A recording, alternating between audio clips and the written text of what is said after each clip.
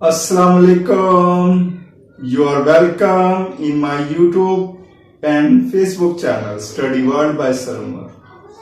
हस्बिज आदत हम सबसे पहले आपको छोटा सा लेक्चर देते हैं और लेक्चर ये है किसी भी मजहब के खुदा को आपने बुरा नहीं कहना, ना ही किसी मजहब के रूहानी पेशवा की इंसल्ट करनी है।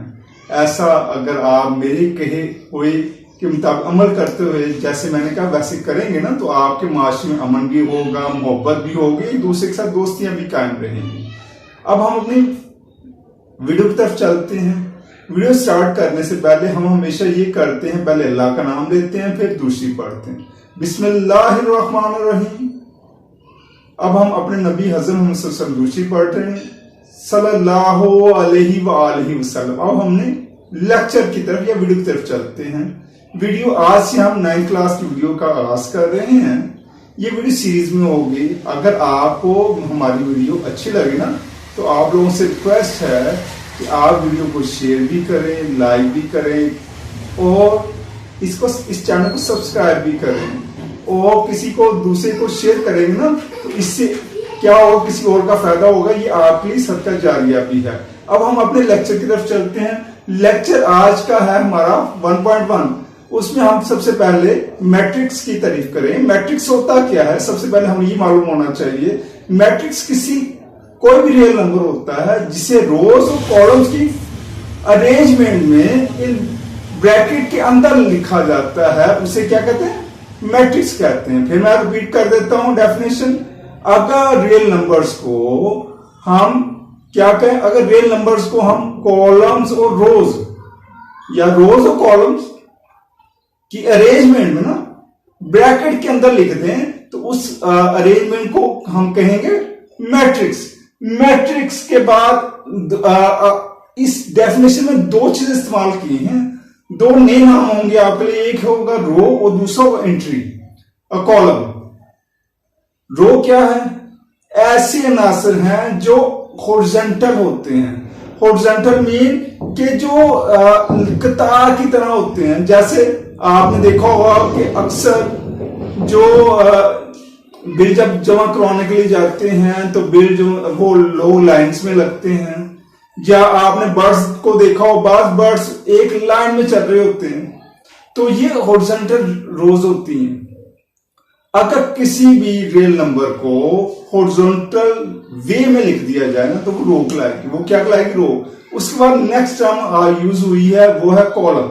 कॉलम किसी भी रियल नंबर को ना अगर हम वर्टिकल वे में लिख देंगे ना, अगर किसी भी रियल नंबर को, मैं कह रहा हूं बार बार लफ्ज इस्तेमाल करो, रियल नंबर, अब किसी भी रियल नंबर को हम कैसे यूज कर लेंगे, वर्टिकल वे में यूज कर लेंगे तो वो कॉलम कहलाएगा। वो क्या है, ऑर्डर ऑफ मैट्रिक्स है। ऑर्डर ऑफ मैट्रिक्स क्या है, ऑर्डर ऑफ मैट्रिक्स ये है कि नंबर ऑफ रोज और नंबर ऑफ कॉलम्स, इन दोनों का जो रिलेशन है ना वो है ऑर्डर ऑफ मैट्रिक्स कहलाता है। या number of rose and number of columns is called order of matrix. इसके बाद नेक्स्ट जो चीज आती है वो आती है इक्वल मैट्रिक्स। इक्वल मैट्रिक्स कौन से होते हैं, ये ऐसे मैट्रिक्स होते हैं, ये इक्वल हमेशा दो या दो से ज्यादा ही होंगे ना। तो मैट्रिक्स की बात हो रही, मैट्रिक्स ऐसे मैट्रिक्स होंगे जो नंबर एक तो जिनकी ऑर्डर सेम होंगे, नंबर दो जिनकी कॉरस्पॉन्डिंग एंट्री सेम होंगी।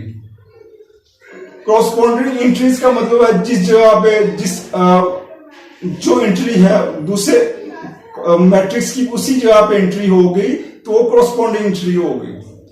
तो ये थी जी थोड़ी सी डेफिनेशन। एक्सरसाइज है 1.1, उसमें कहा गया है फाइंड, क्या कहा गया, फाइंड, क्या फाइंड करें, order of the following matrix,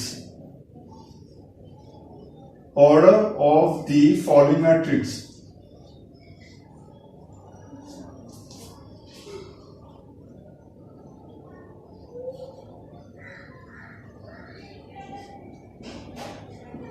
अब सबसे पहले तो आपको ना ये मालूम होना चाहिए रोज क्या होती हैं, कॉलम्स क्या होते हैं। ए मैट्रिक्स है, इसका देख लेते हैं ऑर्डर 2 3 -5 -6। आप देख रहे हैं कि इस तरह की कितनी लाइनें, 2। ये नंबर ऑफ रोज कितनी निकल गई, इसकी नंबर ऑफ रोज निकल गई, नंबर ऑफ रोज है इसकी 2। इसके नंबर ऑफ कॉलम्स कितने निकला है। ये जो वर्टिकल चीज होती है ना, जैसे ये कॉलम्स होते हैं, नंबर ऑफ कॉलम्स हो गए इसके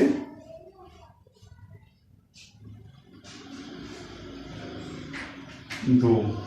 तो ऑर्डर ऑफ क्या हो गया, ऑर्डर ऑफ ए,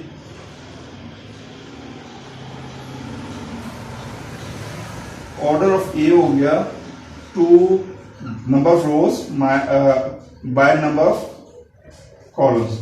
ये इस तरीके से लिखेंगे, ऑर्डर ऑफ ए लिखेंगे 2 माइनस बाय -2, ये नंबर ऑफ रोज है, minus y minus number of columns. ये बी का भी देख लेते हैं।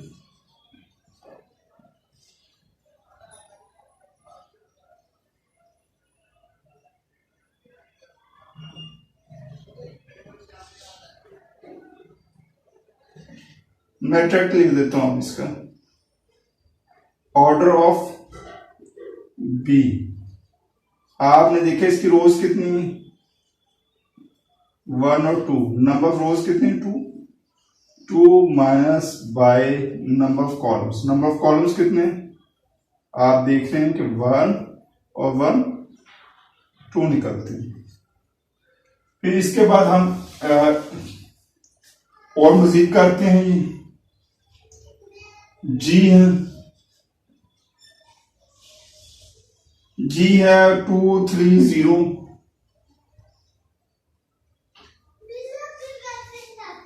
फिर उसके बाद 1 2 3। फिर उसके बाद आता है 2 4 5।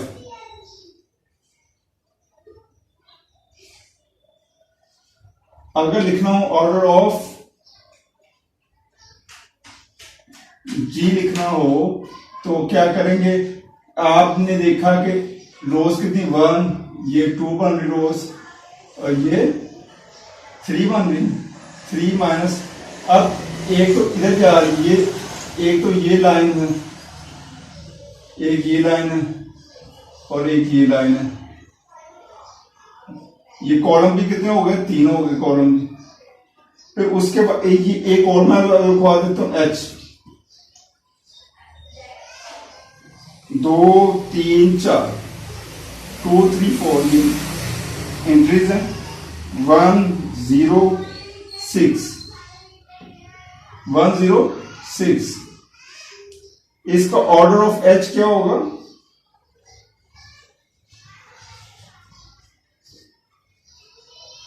रोज कितनी निकल रही, 1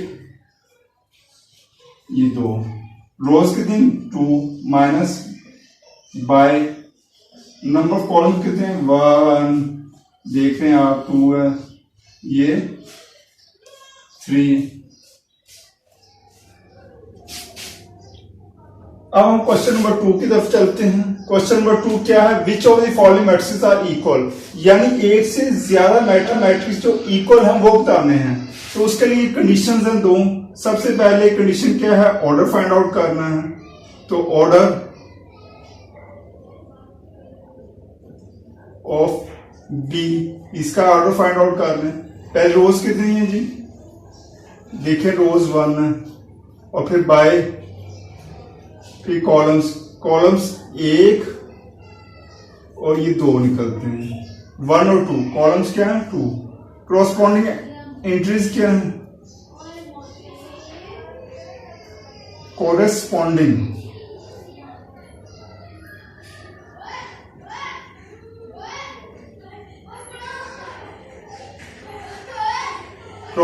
एंट्रीज ये हैं आपके पास 3 और 5। यहां इस तरह से शुरू किए, ये जेल में रखिएगा। इसका भी ऑर्डर निकाल लेते हैं, सब मैट्रिक्स का ऑर्डर और क्रॉसपॉन्डिंग एंट्रीज निकाल लेते हैं। ऑर्डर ऑफ ये डी है, ये क्या निकला, इसकी रोज कितनी, नंबर ऑफ रोज कितनी 1, नंबर ऑफ कॉलम्स कितने हैं 1 और 1 2, नंबर रोज 2 हैं। तो ऑर्डर आ गया 1 माइनस बाय 2, 1/2 और कॉरस्पॉन्डिंग एंट्रीज आ गई इसकी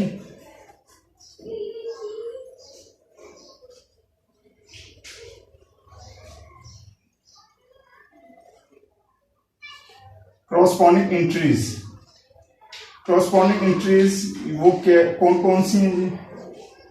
इधर से शुरू करना था, जिस तरह ऊपर से इधर शुरू किया था, ये भी इधर से शुरू करना है।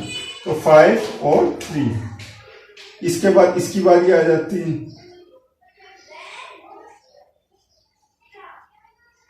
ऑर्डर ऑफ एफ का ऑर्डर निकाल लेते हैं। नंबर ऑफ रोज कितनी है 1 और 1 2 है। कॉलम कितने, नंबर ऑफ कॉलम्स एक निकलता है कॉलम इसमें से, नंबर ऑफ कॉलम्स 1 है। कॉरस्पॉन्डिंग एंट्रीज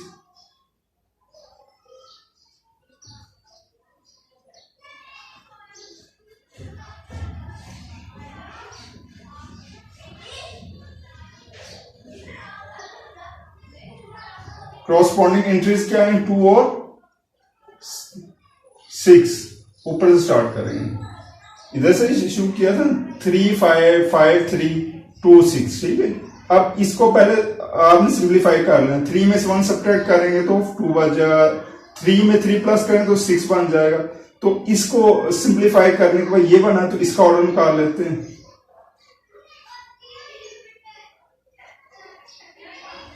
ऑर्डर ऑफ जी क्या है, नंबर ऑफ रोज कितनी है 2 और नंबर ऑफ कॉलम्स कितने हैं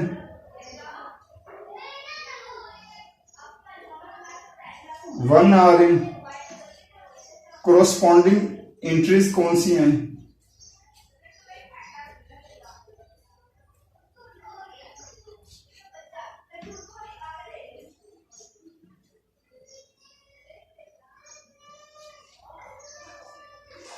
कॉरस्पॉन्डिंग एंट्रीज ऊपर से शुरू कर लेंगे 2 और 6।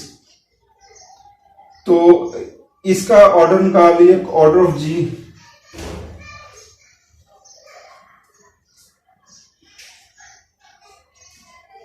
वो निकल गया। रोज कितनी है 2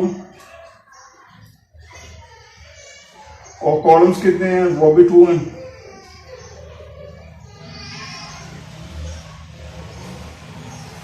इसे सिंप्लीफाई कर लेंगे तो ये बन जाएगा 2 में 2 प्लस करेंगे 4, 2 में 4 प्लस करेंगे 6, 2 में से 2 सब्ट्रैक्ट करेंगे 0, 2 में 0 प्लस करेंगे तो 2 आ जाएगा।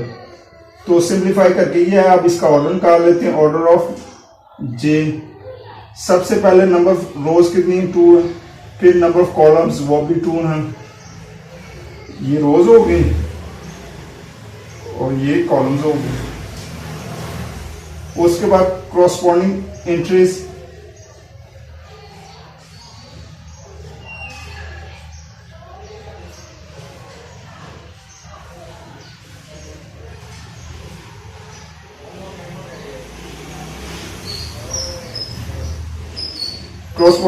क्या ऊपर से शुरू करेंगे 4 0 6 2। इसकी नहीं लिखी थी, इसकी भी लिख लेते हैं।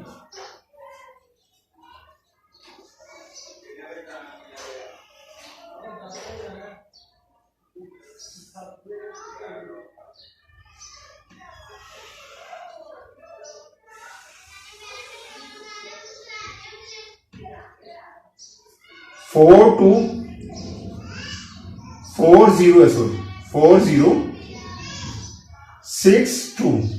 अब आपने देखना है कि ऑर्डर किनके सेम है और कॉरस्पॉन्डिंग एलिमेंट्स या एंट्रीज जिनके सेम वो बता देना।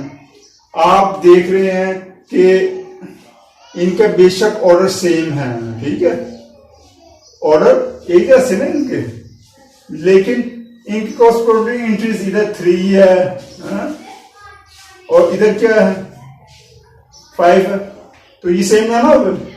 तो इसे छोड़ दें, फिर निगलेक्ट कर दो, ओमिट कर दें इसे। फिर उसके बाद आ जाता है ये एफ और जी, देख लेते हैं हम। इसका ऑर्डर और इसका ऑर्डर सेम है। क्रॉसपोंडिंग एंट्रीज क्या है, ये 2 है, इसके इधर भी 2 है, सेकंड नंबर पे 6 है, इसके भी 6 है। तो फिर इक्वल कौन कौन से हो गए, एफ और मैट्रिक्स एफ और मैट्रिक्स जी, ये इक्वल हो गए, ये इक्वल का साइन होता है ये। फिर उसके बाद आ जाता है एच, आप देख रहे हैं एच का ऑर्डर ये है और ये दोनों ऑर्डर सेम है ना, और इनके कॉरस्पॉन्डिंग जो एंट्रीज हैं 4 0 6 2, ये देखें ये भी एक जैसी सेम है।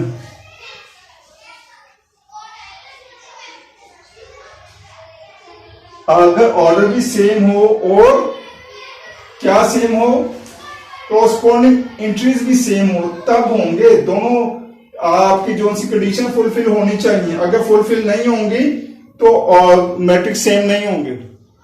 अब हम क्वेश्चन 3 की तरफ चलते हैं। क्वेश्चन 3 में क्या कहा गया है कि ए बी सी और डी की वैल्यू फाइंड आउट करने के लिए कहा गया है, और जबकि दो मैट्रिक्स आपको जो इक्वल हैं वो दिए हुए हैं। ठीक है, सबसे पहले सॉल्यूशन लिखेंगे, फिर वो जो इक्वल मैट्रिक्स है वो लिखेंगे। तो आपने ये फिर लिखना है अकॉर्डिंग टू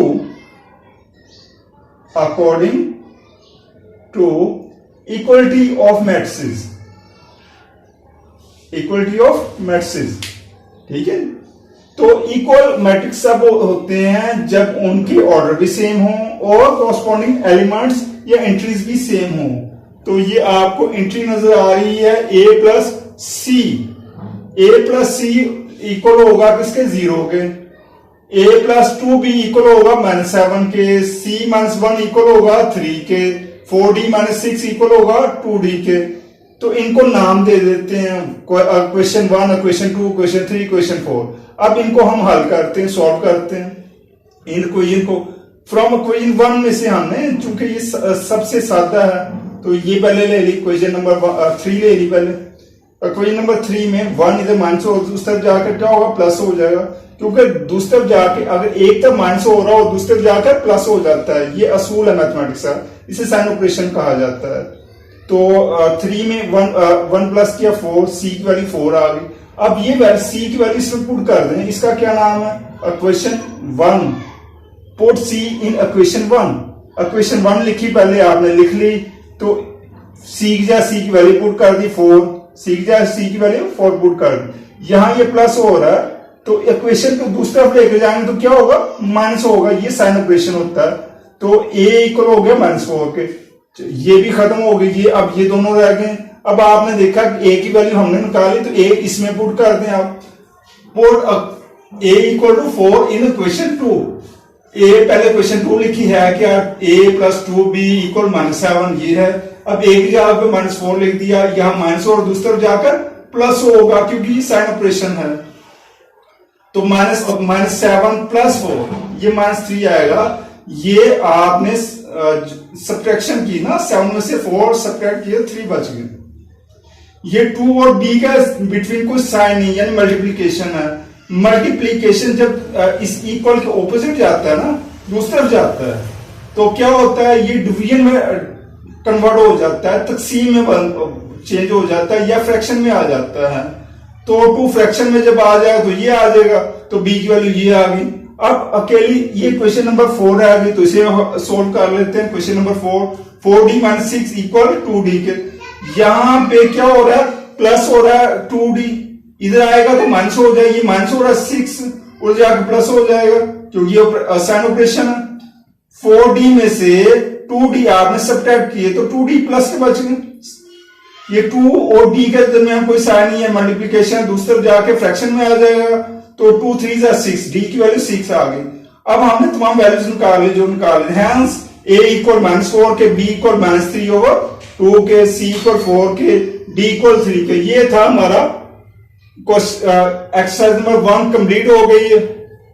अब वीडियो के आखिर में हम अपने नबी हज़रत मोहम्मद सल्लल्लाहु अलैहि वसल्लम की, जैसा कि मैंने आपसे वादा कि एक सुन्नत पाऊंगा, तो नबी पाक सल्लल्लाहु अलैहि वसल्लम की एक सुन्नत है कि नबी पाक सल्लल्लाहु अलैहि वसल्लम कभी भी वादा खिलाफी नहीं करते थे। ठीक है, और इसके बाद मैं आपको छोटा सा एक लेक्चर देना चाहता हूं। वो मोटिवेटिव लेक्चर ये है कि आप खामोशी इख्तियार करें। अगर आप सच नहीं ना बोल सकते तो कम से कम झूठ भी ना बोलें। अगर आपने सच बोलना है ना तो अपने बारे में बोलें। दूसरों के बारे में सच बोल के दूसरों की जिंदगियां क्यों खराब कर रहे हैं। और इसके बाद हम वीडियो के आखिर तरफ चलते हैं। वीडियो के आखिर में हम अपने नबी हज़रत मोहम्मद सल्लल्लाहु अलैहि वसल्लम पर और सहाबा किराम पर दूसरी पढ़ते हैं। अल्लाहुम्मा सल्ली अला मुहम्मद व आलिहि व सहाबिहि व बारिक व सल्लम।